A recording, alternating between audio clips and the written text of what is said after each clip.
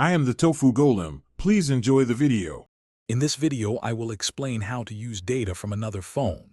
First, locate the mobile hotspot or personal hotspot option within your phone's settings. This feature allows your device to act as a Wi-Fi router, broadcasting its cellular data connection. Make sure your host phone has a robust cellular signal, ideally 4 or 5 bars, to provide a stable and fast internet experience for the connected device. Remember to set a strong, unique password for security. Now let's connect your second device. On the device needing internet access, navigate to its Wi-Fi settings.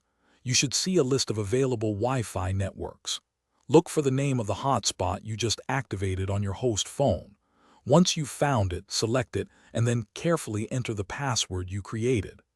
After entering the correct password, your second device should connect, granting it access to the internet through your host phone's data plan.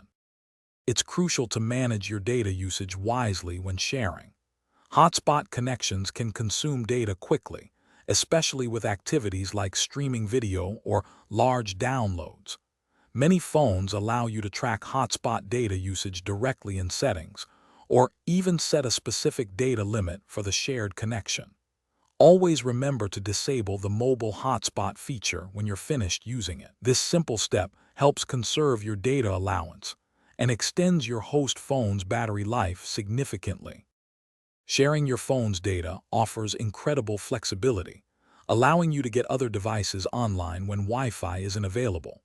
However, be mindful that maintaining a hotspot can significantly impact your host phone's battery, potentially reducing its charge by 20 to 30% per hour of continuous use.